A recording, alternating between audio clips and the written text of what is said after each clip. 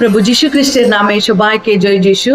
এই সময় আমরা খ্রিস্টের সুগন্ধ স্বরূপ এই বিষয় নিয়ে ঈশ্বরের বাক্য দ্বারা ধ্যান করব।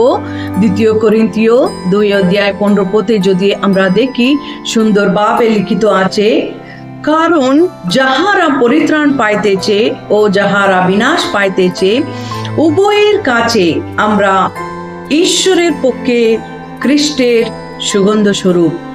এই জগতে যদি আমরা দেখি, 2 রকম লোকজন আছে। এক রকম লোক যারা সুসমাচার পেয়ে তাদের মন পরিবর্তন করে ঈশ্বরের জন্য জীবন যাপন করার জন্য, ভালো পথে চলার জন্য, ঈশ্বরের ইচ্ছানুসারে ঈশ্বরের বাক্য অনুসারে চলার জন্য নিজের জীবনকে সমর্পণ করেছে, তারা পরিত্রাণ পেয়েছে।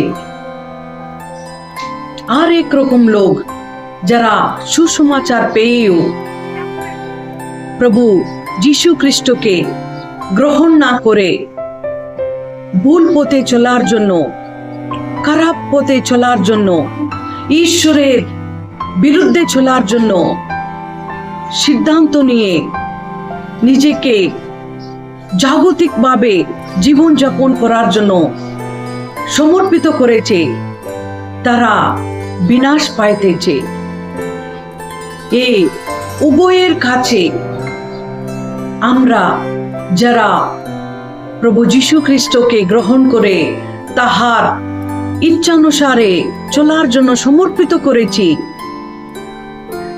খ্রিস্টের সুগন্ধ স্বরূপ বলে ঈশ্বরের বাক্যতে আমরা দেখলাম।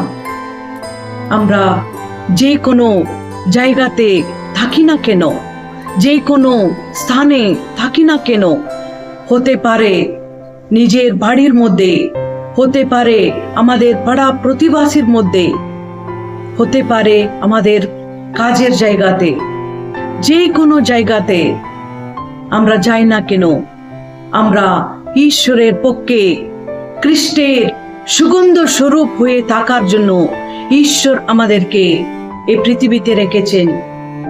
তাই জন্য এই সময় আমরা নিজেকে পরীক্ষা করব, আমরা কি খ্রিস্টের সুগন্ধ স্বরূপ হয়ে থাকতে পারছি কি না।